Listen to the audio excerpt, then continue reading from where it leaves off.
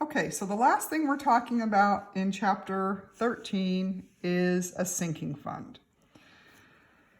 So we're going to ask ourselves, how much of a periodic payment must I invest to have a set amount available at the end? So for example, this is a great way, this is like a sinking fund is a dedicated savings account, okay? So companies do this a lot if they know they have a multi-million-dollar piece of equipment. They know that piece of equipment is only going to last for so many years.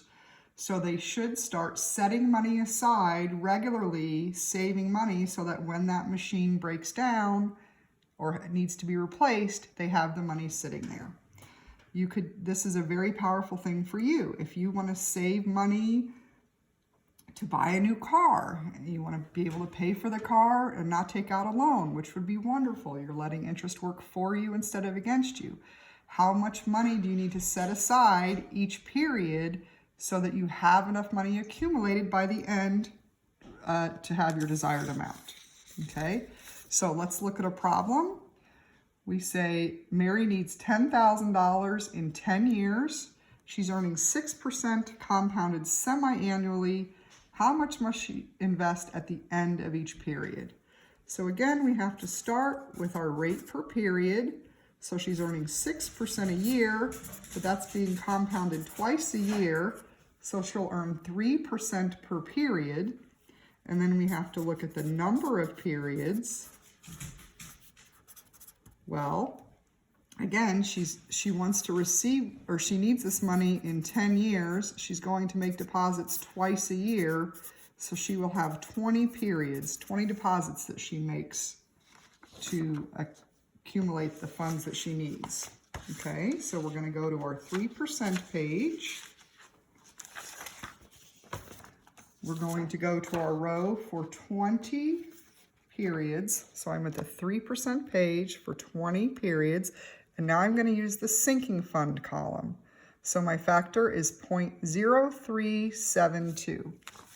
So the $10,000 she needs at the end times 0.0372 means she needs to deposit $372 every 6 months for 10 years, and at the end, she will have the $10,000 she needs. Okay, how much of that will be interest? Well, let's look at how much is she making in deposits. She's going to deposit $372 2 times a year for 10 years, right? So she's going to do that for 20 times. So she's making a total number of deposits of $7,440. But she's going to receive $10,000. She's going to receive $10,000. Well, how is she going to receive $10,000 when she only deposited $7,440?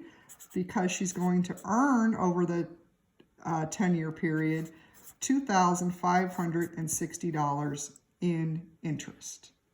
Okay, so that's how a sinking fund works. Let's look at one more of those. Okay, what sinking fund payment is required at the end of each 6-month period at 6% interest compounded semi-annually to amount to $12,000 in 4 years? So again, we need to start with our rate per period. So 6% compounded twice a year means we'll earn 3% per period. And our number of periods, we're saving for 4 years. We're making deposits twice a year. So we will have 8 periods. Okay, so going to our 3% page for 8 periods. 3% for 8 periods. 3%, 8 periods. The sinking fund factor, 0.1125.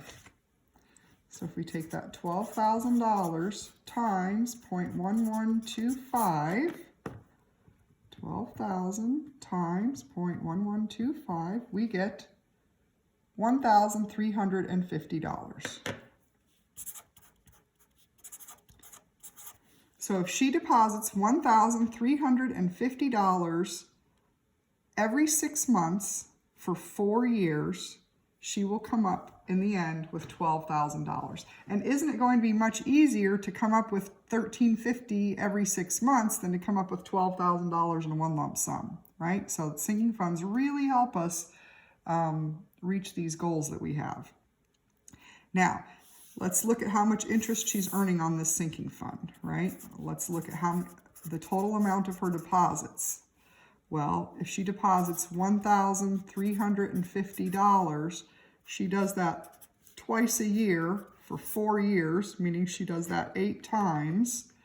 She's making deposits of $10,800, okay? But she's going to receive at the end $12,000. How can she be receiving more than she deposited?